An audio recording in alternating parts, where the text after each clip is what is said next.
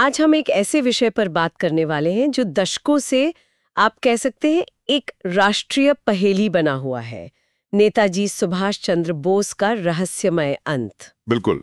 हमारे पास नेताजी का रहस्यमय अंत एक अनसुलझी पहेली से कुछ जानकारी है और हम कोशिश करेंगे कि इसी के आधार पर इस उलझी हुई गुत्थी को थोड़ा समझें। हाँ, और समझना जरूरी भी है।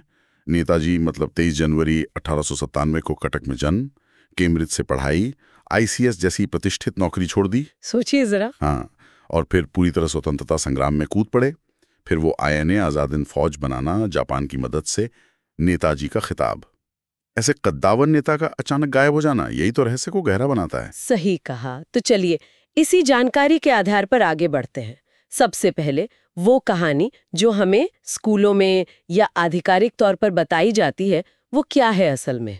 देखिए, जो ऑफिशियल वर्जन है वो ये कहता है कि 18 अगस्त 1945 को ताइवान, जिसे तब फॉर्मोसा कहते थे, वहां ताइहोकू हवाई अड्डे पर एक जापानी मिलिट्री प्लेन क्रैश हो गया और ये कहा गया कि नेताजी उसी प्लेन में थे। ओके। बुरी तरह जल गए थे और उसी शाम पास के एक अस्पताल में उनकी मृत्यु हो गई।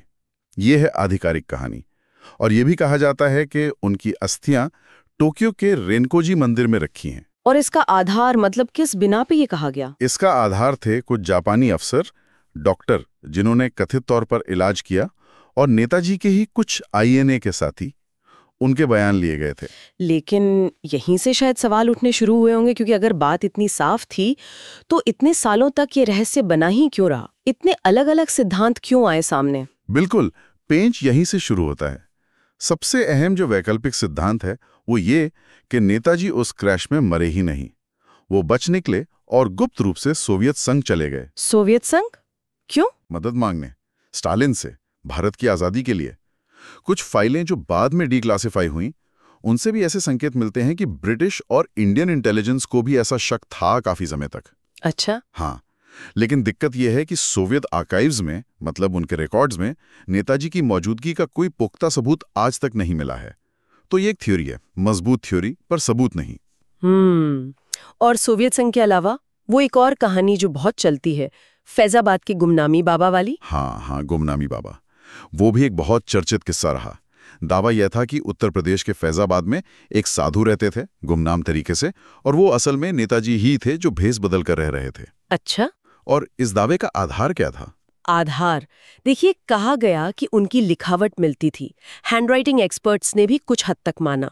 फिर उनके पास से कुछ निजी चीजें मिली, जैसे कुछ खास किताबें, इंपोर्टेड सिगार, गोल्ड फ्रेम का चश्मा जो नेताजी इस्तेमाल करते थे।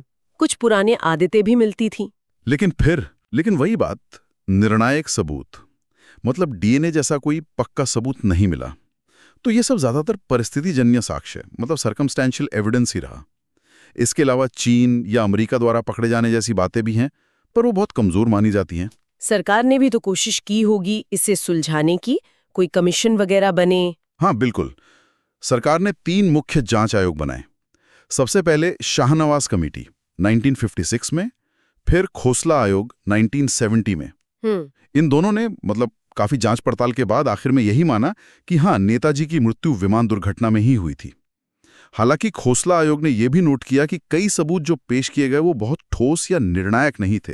अच्छा, लेकिन जो तीसरा आयोग था, मुखर्जी आयोग, उसके नतीजे तो बिल्कुल अलग थे, है ना? हाँ बिल्कुल, जस्टिस मनोज मुखर्जी आयोग, जो 1999 से 2005 तक चला, वो एक तरह से टर्निंग पॉइंट था। इस आयोग ने पिछले दोनों आयोगों के निष्कर्षों को पूरी तरह खारिज कर दिया। खारिज कर दिया? मतलब उन्होंने साफ कहा कि 18 अगस्त 1945 को ताइहोकू हवाई अड्डे पर ऐसी कोई विमान दुर्घटना हुई ही नहीं थी। उनके मुताबिक इसका कोई ऑफिशियल रिकॉर्ड ही नहीं है। अरे! हाँ, और इसलिए आयोग का निष्कर्ष था कि नेताजी की मृत्यु उस कथित दुर्घटना में नहीं हुई। ये बहुत बड़ा बयान था पिछले निष्कर्षों के मुकाबले। तो फिर तो मामला सुलझ जाना चाहिए था, लेकिन सरकार ने इस रिपोर्ट को नहीं माना। यही तो सबसे बड़ा पेंच है। भारत सरकार ने जस्टिस मुखर्जी आयोग की रिपोर्ट को अस्वीकार कर दिया। अस्वीकार कर दिया? हाँ, तो अब सोचिए स्थिति क्या है। 2 आयोग कह रहे हैं दुर्घटना हुई, तीसरा कह रहा है हुई ही नहीं, और सरकार तीसरे की रिपोर्ट मान नहीं रही। ये कंफ्यूजन ही दिखाता है कि मामला कितना उलझा हुआ है। और जो फाइलें हाल में पब्लिक की गईं, और वो रेनकोजी मंदिर की अस्थियों वाला मुद्दा, उससे कुछ रोशनी पड़ी? 2015-16 में 300 से ज्यादा फाइलें सार्वजनिक हुईं। उम्मीद थी कि शायद कुछ बड़ा खुलासा होगा, पर ऐसा कुछ निर्णायक सामने नहीं आया जिससे रहस्य पूरी तरह खुल जाए। हाँ, एक दिलचस्प बात जरूर पता चली। कुछ फाइलों से संकेत मिले कि आजादी के बाद भी कई सालों तक भारत की खुफिया एजेंसियां नेताजी के परिवार के लोगों पर नजर रख रही थी। सच में, ये तो अजीब बात है। हाँ, ये अपने आप में कई सवाल खड़े करता है। और जहां तक रिंकोजी मंदिर की अस्थियों की बात है, नेताजी के परिवार के कुछ लोग, खासकर उनकी बेटी और कुछ भतीजे, वो लंबे समय से डीएनए टेस्ट की मांग कर रहे हैं, ताकि पता चले कि वो अस्थियां वाकई नेताजी की हैं या नहीं। बिल्कुल। पर मंदिर प्रशासन इसे नेताजी का अनादर मानता है और टेस्ट की इजाजत नहीं देता, तो वो मामला भी वहीं का वहीं अटका हुआ है। तो इतने साल हो गए, इतने आयोग, इतनी जांच, इतनी फाइलें, फिर भी ये रहस्य जस का तस क्यों है? क्या वजह लगती है आपको? देखिए, इसकी कोई एक वजह नहीं है, कई चीजें हैं। एक तो नेताजी का कद। वो सिर्फ एक नेता नहीं, एक आइकन है, एक हीरो। लोगों का उनसे बहुत गहरा भावनात्मक जुड़ाव है। सही बात है। दूसरा, जैसा हमने कहा, कोई ठोस अकाट्य सबूत का ना मिलना, ना शरीर मिला, ना कोई ऐसी चीज जिससे 100% पुष्टि हो सके। तीसरा, सरकार की गोपनीयता। लंबे समय तक फाइलों को क्लासिफाइड रखा गया, जिससे शक और बढ़ा। और शायद अंतर्राष्ट्रीय राजनीति भी। हाँ, बिल्कुल। उस वक्त का कोल्ड वॉर का माहौल, अलग अलग देशों के अपने हित, हो सकता है उसने भी सच को दबाने या सामने ना आने देने में कोई भूमिका निभाई हो।